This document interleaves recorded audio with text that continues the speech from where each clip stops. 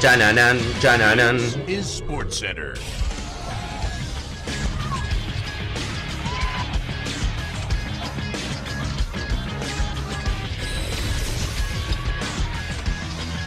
Hola gente, ¿cómo andan? Un saludo grande para todos, yo soy Sanio y les traigo un nuevo video al canal. En el día de hoy vamos a estar hablando acerca de la generación que se creía estaba destinada a dominar el fútbol, pero se terminó perdiendo. Cuando hice el video de Pogba, que evidentemente es uno de los integrantes de esta generación, les mencionaba que tenía ganas de hablar respecto a esos jugadores que hace un par de años eran de los mejores del mundo, pero que con el tiempo, antes de llegar a los 30 años, su carrera se fue apagando muy rápidamente. Coincide justamente que muchos de estos jugadores son parte de una misma camada o generación, futbolistas que nacieron entre el 91 y el 93 y que actualmente tienen entre 30 y 32 años. Vamos a repasar los principales casos y los motivos que creo yo han llevado a esta generación, que como digo en el título, se creía que iba a dominar el fútbol porque había grandes nombres, grandes promesas, y con el correr de los años, lamentablemente, todos estos talentos se fueron apagando demasiado rápido. Espero que les guste la idea del video, que me dejen su opinión en los comentarios, que se suscriban al canal activando la campanita y que me sigan en las redes sociales, y sin dar mucha más vuelta comenzamos con el video. Cuando en el año 2011-2012 nos poníamos a mirar las principales listas de los grandes jugadores que iban a dominar el fútbol o que se creía que iban a dominar el fútbol en los próximos años, aparecían siempre los mismos 10 o 15 nombres. Jugadores que por su preponderancia ya en sus clubes, algunos inclusive ya siendo campeones, siendo titulares, siendo parte de su selección, y por el potencial que tenía, se creían que iban a ser los reemplazos o los nuevos Cristiano Ronaldo y los nuevos Messi. Jugadores que integraban todas las listas, por ejemplo, de los premios Golden Boy, todo lo que les voy a mencionar entre el año 2011, 2012 y 2013 estuvieron nominados e inclusive ganaron el premio, y jugadores que con el correr de su carrera llegaron muy rápido a su prime o su peak con 24 o 25 años, pero que fueron también muy pocos los años en los cuales lograron sostener ese nivel y rápidamente, por distintas cuestiones que ahora vamos a repasar en cada uno de los casos, fueron perdiendo el mismo hasta llegar a la actualidad, en la cual en muchos casos estamos prácticamente frente al ocaso de la carrera de cada uno de ellos. Sin duda el gran abanderado de esta generación que se creía que iba a dominar el fútbol en la era post-Messi, post-Cristiano Ronaldo, era Neymar Jr. El brasileño había arrancado en su juventud jugando en Santos, demostrando cosas que rápidamente lo posicionaron como el heredero al trono. Un jugador que además, por jugar en Santos y por su habilidad, rápidamente se lo comparó con el jugador brasileño más grande de la historia, como es Pelé. Un futbolista que rápidamente ganaría la Copa Libertadores con su equipo, que después de un par de años daría el salto a Europa, y que sin duda para mí en la temporada 2014-2015 con el Barcelona, ganando títulos importantes y siendo muy esencial en ese equipo, tuvo la mejor temporada de su carrera. Jugaría 51 partidos, marcaría 39 goles y además daría 11 asistencias. Y con 24 años se quedaba con el balón de bronce de esa temporada al tercer mejor jugador del año.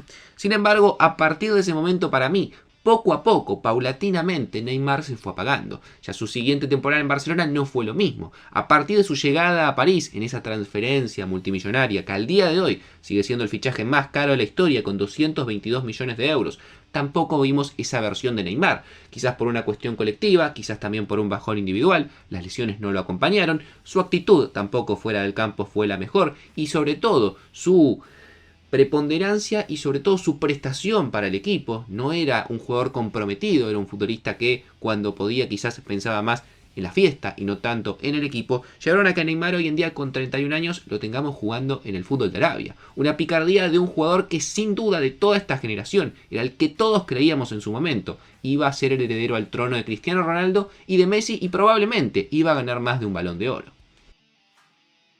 Pero hay otros casos muy marcados que no llegan quizás al nivel de hype que había generado Neymar, pero que sin duda también fueron muy importantes. Paul Pogba, generación del año 1993, tuvo grandes momentos en la Juventus, sobre todo en sus últimas temporadas, siendo para mí uno de los mejores volantes del mundo, si no el mejor jugador en su posición, y sobre todo también tuvo una muy buena temporada cuando ya estaba en Manchester United, una buena temporada en lo individual donde marcó muchos goles y dio buenas asistencias, no tanto en lo colectivo, y siendo campeón del mundo en el año 2018 con Francia, lo que lo llevó a ser 4 veces nominado al Balón de Oro y terminar en el puesto número 15 como la posición más alta. Además, Golden Boy del año 2013, elegido el mejor jugador joven de Europa en esa época. Sin embargo, con el correr de los años, sus últimas temporadas en el fútbol inglés y estas últimas en la Juventus han sido un desastre total, hasta llegar al punto que hoy con 30 años está en una especie de escándalo envuelto por el doping y puede ser sancionado y habrá que ver si va a volver a jugar al fútbol. Hazard, sin duda, generación 91, es otro claro ejemplo. Vimos quizás la mejor versión de él en la temporada 2018-2019, cuando tenía 27 años. Sus mejores números en el Chelsea, 21 goles, 17 asistencias en 51 partidos, gran rendimiento con la selección belga, llevándola a ser tercera en la Copa del Mundo, lo cual le ganó terminar en la octava posición en el Balón de Oro de ese año. Sin embargo, hoy con 32 años y después de un fallido paso por el Real Madrid, sin duda estamos hablando casi de un exjugador y no tanto de ese Hazard que vimos en su momento en la Premier. James Rodríguez es un ejemplo perfecto, el colombiano que es generación 91. Para mí tuvo la mejor temporada de su carrera cuando lo vimos en su primer año en el Madrid. Jugó allí 46 partidos, 17 goles, 18 asistencias, tenía solo 24 años y además siendo goleador de la Copa del Mundo con Colombia en una actuación sobresaliente para él. Sin embargo, a partir de ese momento y después de terminar octavo en la votación para Balón de Oro, la carrera de James se desplomó completamente. Desapareció su buen nivel en el Madrid, pasó por Bayern Múnich, Everton, el fútbol de Qatar, Olympiacos y hoy en día vemos un James que con 32 años lo mejor que hace es cerrar penales en Sao Paulo. Y sin duda otro gran abanderado de esta generación fue el brasileño Philippe Coutinho, futbolista generación 92, que vimos en su momento como una gran promesa en el Inter de Milán, que no tenía tanta continuidad hasta que llegó al Liverpool, ahí vimos su gran explosión. La temporada 2016-2017 para mí fue la mejor de su carrera, 36 partidos, 14 goles, 9 asistencias, nominado al Balón de Oro 2017 con solamente 25 años. En el caso de Coutinho, un caso para mí bastante similar a lo que ocurrió con Hazard. Su gran transferencia, en este caso al Barcelona, terminó de frustrar su carrera y sus últimos pasos han sido muy flojos en el fútbol, Bayern Múnich, Aston Villa y actualmente lo vemos en el fútbol de Qatar con 32 años.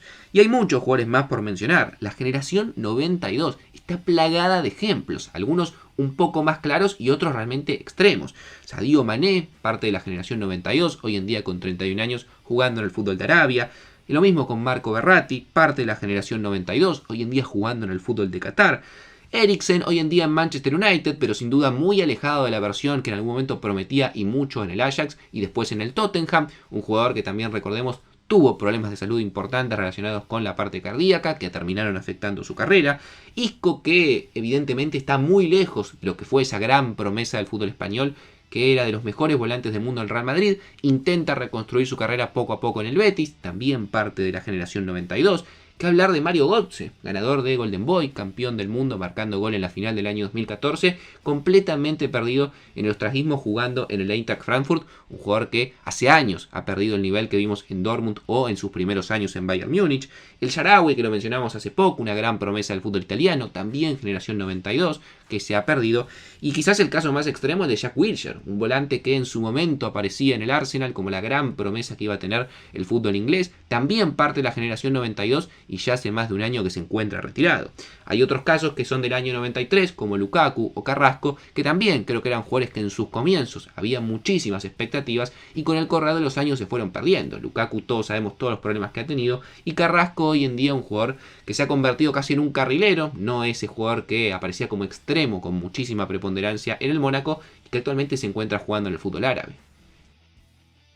Hay algunas excepciones a las reglas. Harry Kane, que es también parte de esta camada, Kevin De Bruyne, lo mismo con Mohamed Salah, lo mismo también con Heung-min Son, con Virgil van Dijk o con Paulo Dybala. No todos estos en sus comienzos eran promesas, Harry Kane explotó muchísimo de más grande, pero sí hay otros jugadores que eran consideradas joyas o jugadores con muchísima proyección y que terminaron cumpliendo. Pero viendo realmente la cantidad de jugadores que justamente no cumplieron con las expectativas, es una generación que se terminó perdiendo de grandes jugadores. Y los motivos pueden llegar a ser varios. Yo creo que acá hay una combinación de factores muy interesantes para analizar sobre todo lo que ha sido la evolución en el fútbol. Y creo que justamente ser una generación que cargaba, ser la inmediatamente posterior a lo que era la generación de Messi y de Cristiano Ronaldo, terminó afectando.